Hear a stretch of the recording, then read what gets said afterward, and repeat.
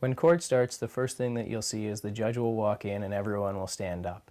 You'll also see all of the lawyers and hopefully the people who are in the gallery to watch the trial bow to the judge. The judge will return their bow as a sign of mutual respect, and then the bailiff or the court registrar will ask everyone to be seated and advise everyone that court has started. The judge may then have some questions about the process for the lawyers, about where things are at and whether they're ready to start, and then the trial will start. Order in the court, all rise please.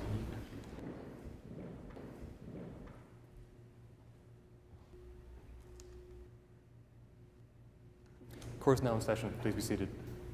Good morning, everyone. My name is Justice Herman. If counsel could please introduce themselves. Good morning, Your Honor. My name is Lau, first initial M, and these are my colleagues from the Crown. This is Martinsons, first initial P, Bozis, first initial J, Baker, first initial H. Good morning. Good morning, Your Honor. My name is Sultan, first initial S, and these are my colleagues from the defense. This is Cole, first initial S, Gulshan, first initial S, and Bigford, first initial J. Good morning, everyone. And Mr. TC, is he here? Good morning, sir. All right. Are there any issues that counsel wish to raise before we get started? No? All right. Thank you.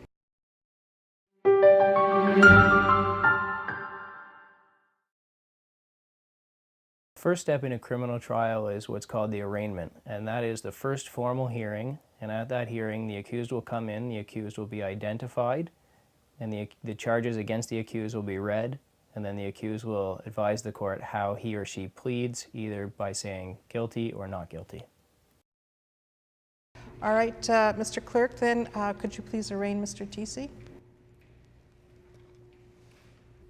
Donovan Tizzy is charged that he, on or about the 10th day of March 2010, in the city of Toronto, did assault causing bodily harm Andrew Williams, contrary to section 267B of the Criminal Code. Donovan Tizzy, how do you plead to this charge? Guilty or not guilty? Not guilty. Donovan Tizzy is charged that he, on or about the 10th day of March 2010, in the city of Toronto, did rob Andrew Williams, contrary to section 343A of the Criminal Code. Donovan Tizzy, how do you plead to this charge? Guilty or not guilty? Not guilty.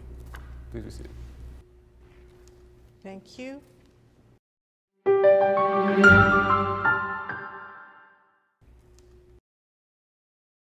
first thing that a witness will do when they're brought to the witness stand is to be sworn in. And what that means really is that the witness is promising to tell the truth. The witness can do that in a few ways. They can either place their hand on a holy book, either the Bible or the Torah or some other holy book, and swear to tell the truth, or the witness can simply affirm to tell the truth, which is generally done if the witness prefers not to use a holy book. Good morning, sir. Would you please state your name for the court? Devon Tinsey. Could you please spell your first and last name? D-O-N-O-V-A-N-T-I-S-I. Would you like to affirm or swear in the holy book? Swear in the book. Do you swear that the evidence you're about to give is the truth, the whole truth, and nothing but the truth, so help you God? Yes. Please be seated.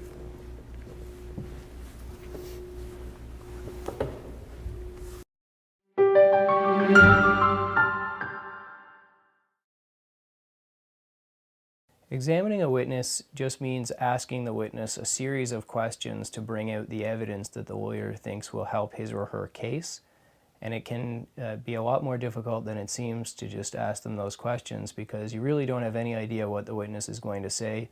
Sometimes you'll have spoken to the witness before the case starts about what they might say, and they'll have told you what they remember in terms of the events, but then when they get on the witness stand, people do get nervous and they do mix things up or they forget something. And so you'll hear from them things you didn't expect to hear, which can make it difficult but entertaining. If you have a witness on the stand and they've forgotten something that you expected them to say, the only thing you can do is to try to go back and ask them more questions about the same general subject matter and see if they remember it. But ultimately, if they don't remember, you're out of luck. The measure of a good lawyer when they're examining the witness is one who can think on their feet and come up with a different question or a different line of questioning, but still draw the same information out of the witness.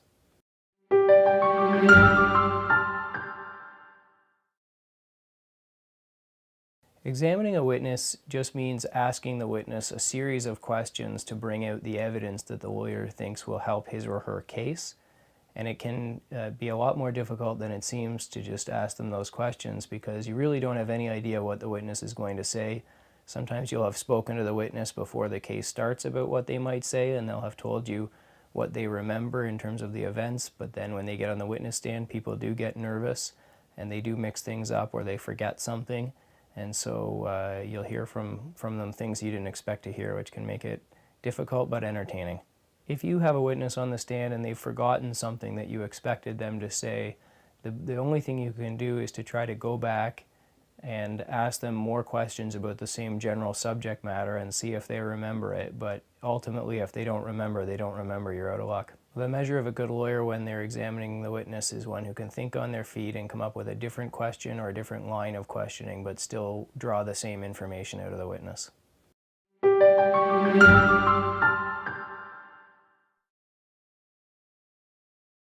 Direct examination is the lawyer's opportunity to ask questions of a witness who the lawyer themselves is calling as their witness, which just means that it's a witness who they think will be helpful to their case.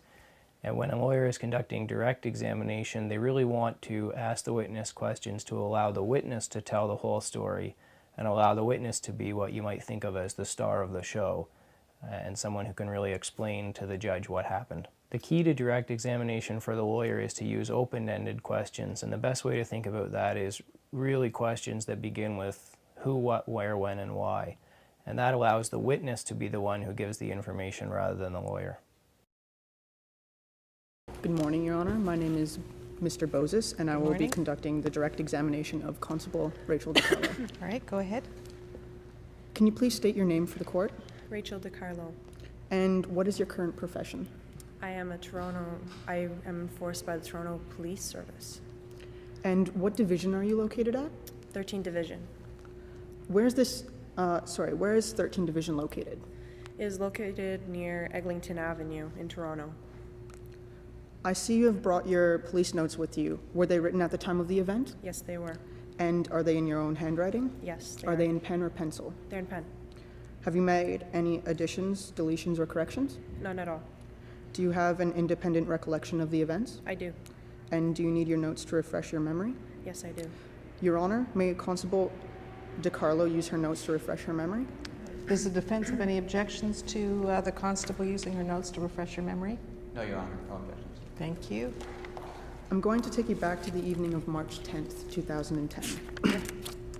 What were you doing at approximately 7 o'clock p.m.? At about 7 o'clock, I was called down to inspect an assault and a robbery near Eglinton Avenue. Can you describe the crime scene and its surroundings? Well, about 10 meters before the alleyway, there was a lamppost facing down, and there was also ample lighting from surrounding buildings from the alleyway. And after you investigated at the crime scene, what was the next stage in your investigation? Well, the next day on March 10th, I went to, March 11th, I was called down to the hospital to see the victim, Andrew Williams, in hospital. And can you describe the appearance of Mr. Williams at the time of the interview? Well, he was bruised, black eyes, broken nose. He was bandaged up on his ribs and lying on the hospital bed. And what happened during this interview? Well, I obtained a full report from Mr. Williams. After the interview, what happened next in your investigation? On April 9th, I received a phone call from the principal of Tomorrow Secondary School, and she was calling regarding an individual at the school. Just one moment, please. Objection, Your Honor. And what is the basis for your objection? The evidence is hearsay. All right, any response? Yes, Your Honor.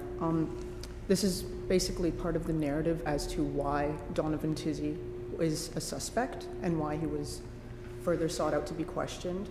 And also, the rumors aren't going to be used for the truth of the matter. It's just basically for the narrative as to why he was suspected. All right, I'm prepared to admit the evidence as part of the narrative to explain the officer's actions and what happened, but not for the not for the truth of the contents. Thank you, Go Your ahead. Honor. Thank you. All right. So, okay, and why did the principal contact you? Well, she contacted me because there was a student at the school, and there's rumors about this student that they had assaulted and robbed a younger youth earlier on and stole their basketball shoes. And who was the student in question? It was Donovan Tizzy. Was any further action taken? Yes, to see and to clarify whether or not Donovan Tizzy was in the alleyway, I made a photo lineup so Amber could pick out whether or not Donovan was in it. And how did you construct this photo lineup? Well, basically the photo lineup had 6 individuals, all male, and they had similar characteristics such as jawline, facial features, hair color, eye color, and skin tone. And did Mr. William recognize anyone in this photo lineup? Yes, he picked out, his first choice was Donovan Tizzy. Okay, and what happened on April 10th, 2010? Well, I went to the apartment building of Donovan Tizzy to ask him a few questions, and outside of the apartment, I did find a pair of basketball shoes that matched the exact description of Andrew Williams' stolen basketball shoes. And can you describe these basketball shoes? Well, they were high tops, and they were black, white, and red. Your Honor, may I please approach the witness? Go ahead. Are these the basketball shoes that you obtained? Yes, they are. Your Honor, may these be entered as an exhibit as the witness has identified them as the stolen goods? Any objection? No objection, Your Honor. All right, thank you. Go ahead. Those will be entered as an exhibit then.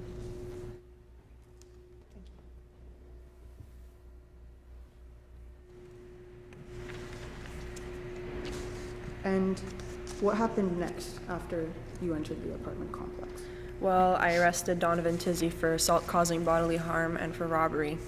And as we were leaving the apartment, I picked up the basketball shoes and put them in a sealed evidence bag. And I put them in my locker until I brought them to court today as evidence. Okay, no further questions, Your Honor.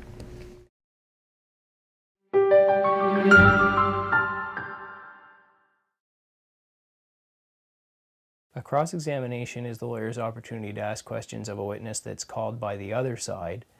And so the point of cross-examination is really to build the lawyer's own case through that witness or to undermine the credibility of the witness. And so you may say, well, witness, I understand that you told the court today that the light was red, but you also told the officer at the scene that the light was green at the time that the accident happened. The key to cross-examination is to use leading questions, and that means that the lawyer really is leading the witness towards a certain answer. And so as an example, the lawyer might say to the witness something like, witness, you told the police officer at the scene that the light was green at the time of the accident, didn't you? And so the idea is that you're going to get the witness to agree with you and say yes, and then that's helping you to make your client's case by the witness's answers and also by the question. In the first few times you do a cross-examination, you probably don't want to ask a witness a question if you don't know the answer. Once you get a little bit more experience, there might be times when you would want to use that, but for the most part, you should know the answer to the question you're asking. All right, will counsel be cross-examining Mr. Wong? Yes, Your Honor. All right, go ahead. Good morning, Your Honor. I'm Ms. Lau, and today I'll be asking Mr. Wong a couple questions. Morning. Mr. Wong, you are the youth leader at the local rec center, is that correct? Yeah, that's correct. And therefore you do know Mr. Donovan Tissy quite well, don't you? Yeah, I do know him. Mr. Tissy plays basketball at the rec center quite often, doesn't he? Yeah, 2-3 times a week, yeah. And he's quite good at this sport. is he? Yeah, I wouldn't play against him.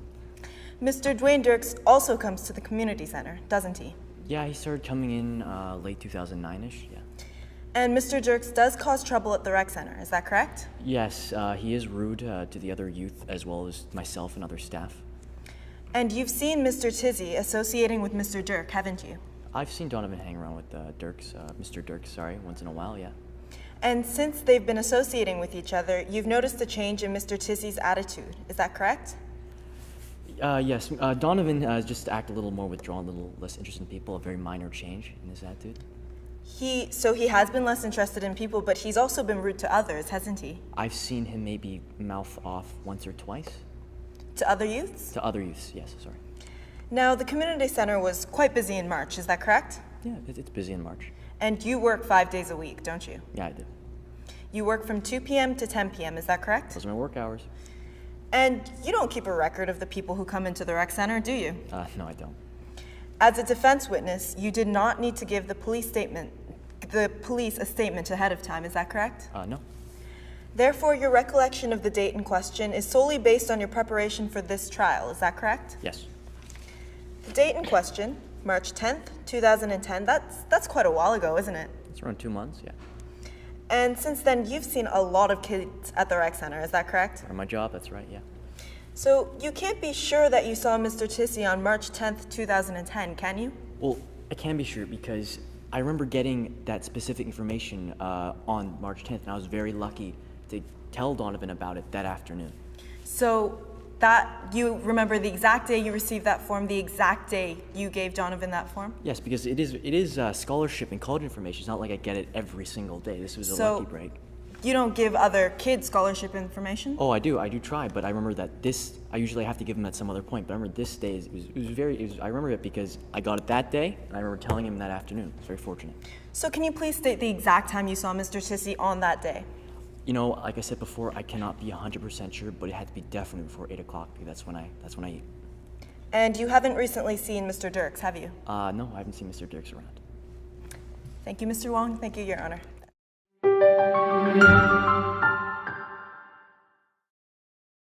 An objection is when one of the lawyers has a complaint about a question that's asked by the other lawyer or about some of the evidence that one of the witnesses is going to give. And some of the common objections that you might hear are when the witness is about to give evidence that's hearsay, or when the question is irrelevant, or you might hear a lawyer object if a question in direct examination is leading, because in direct examination you can't ask a question that suggests an answer to a witness. Or finally, you might hear a lawyer object if they feel that the other lawyer is badgering the witness, which is probably something you're familiar with from TV, where the lawyer just keeps hammering away at the witness with the same question without giving the witness a chance to answer it, or just keeping because the lawyer doesn't like the answer. So when you have an objection to make, the first thing you want to do is stand up and wait for the judge to recognize that you've stood up. And then once the judge turns to you and gives you an opportunity to speak, you make your objection. And then the other lawyer might respond to the objection and say why they think the question is relevant or why it isn't leading or something like that. And there may be an opportunity for you to respond to that. And the key thing to remember is that all of the exchange should go through the judge. So the two lawyers aren't talking to each other. They're always speaking to the judge. After the judge has ruled on an objection, then the lawyer who made the objection sits down and the examination continues in accordance with the judge's ruling. There's no further opportunity to argue about it. Objections are difficult both for the lawyers and for the judges because it's something that you're doing on the fly, so you really have to respond to the question that's being asked or the evidence that's being given without having much opportunity to think about it. You have to decide whether it's something you're comfortable with or you have a complaint about, and then stand up and object. And the judge has to decide on the fly whether they think it's acceptable, either the question or the evidence is acceptable, and then rule on it. So it's really difficult for everybody involved. The idea is that you'll get a fair bit better at objections the more trials you do, because you'll have more experience and you'll be more used to understanding what types of questions and what type of evidence is acceptable and what isn't. An individual at the school. Just one moment, please. Objection, Your Honor. And what is the basis for your objection? The evidence is hearsay. All right, any response? Yes, Your Honor. This is basically part of the narrative as to why Donovan Tizzy is a suspect and why he was further sought out to be questioned. And also, the rumors aren't going to be used for the truth of the matter. It's just basically for the narrative as to why he was suspected. All right, I'm prepared to admit the evidence as part of the narrative to explain the officer's actions and what happened, but not for the truth of the contents. Thank you, Go Your ahead. Honor. Thank you.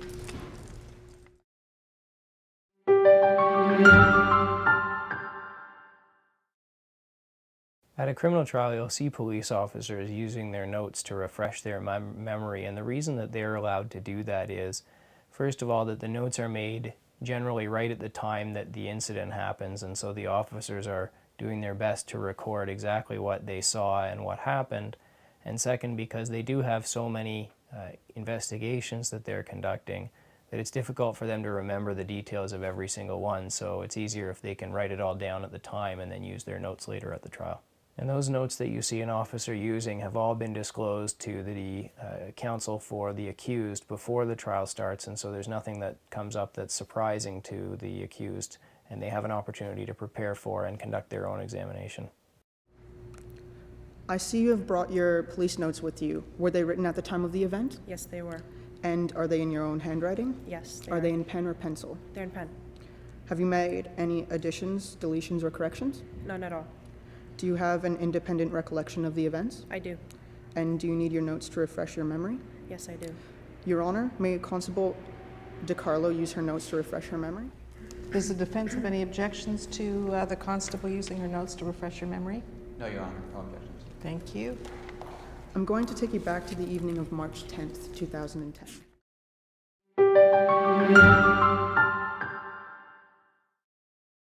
A closing statement is really the lawyer's time to shine. It's the time at the end of the case when all of the evidence has been given that the lawyer has an opportunity to review the case, review the evidence that's been given, and put a spin on it or argue the case in a certain way that they think will be persuasive to a judge. So that's really the time when the lawyer has the most opportunity to advocate for his or her client. You don't want to give the judge every detail because not all of it is very important, but you do want to give the judge a summary of the most important evidence the judge heard on the key issues, and then say why that evidence is important and why that evidence should swing the judge's decision in your favor. The closing statement is not a time for the lawyers to introduce any evidence or to comment on anything that the judge didn't hear from a witness or didn't see in an exhibit.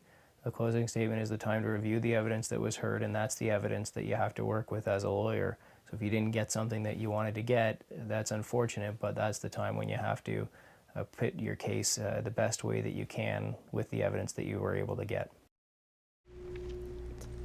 Your Honor, this is a case of mistaken identity, and the defense submits that the Crown has not proven beyond a reasonable doubt that our client, Mr. Tisi, was in contact with Mr. Williams on March 10, 2010. Mr. Tisi is a hardworking student with a bright future ahead of him. He is working with Mr. Wong at the local rec center towards scholarships and attending college. He has a job and often uses the rec center's facilities, such as the homework center or the basketball court. Mr. Tisi has elaborated that he understands a criminal charge would be detrimental to this future. He has testified that he was never in the alley and did not commit this attack.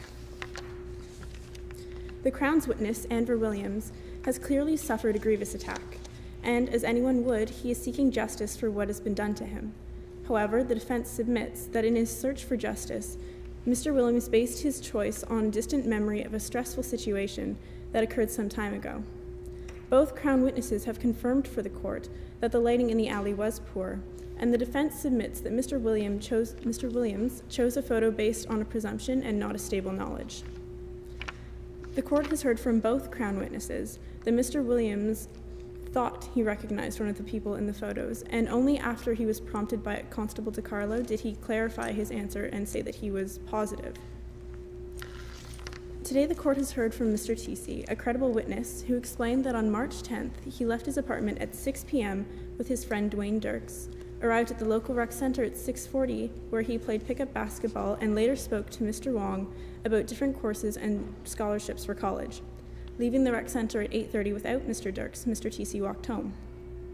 Mr. Tisi further elaborated for the court that a month later, Constable DiCarlo came to his apartment, arrested him, and as they left, she picked up a pair of basketball shoes, which Mr. Tisi had not seen before, that were in fact outside the apartment building, not inside.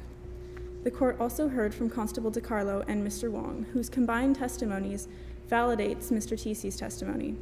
Mr. Wong confirmed for the court that he did speak to Donovan that night regarding scholarships in college, and further elaborated that there were many new people at the rec center as it was a cold month, explaining why Mr. Tisi did not recognize him. Constable DiCarlo confirmed for the court that she did pick up the basketball shoes outside the apartment and not inside it. Your Honor, today we seek an acquittal of all charges. This concludes the defense evidence. Thank you. Thank you.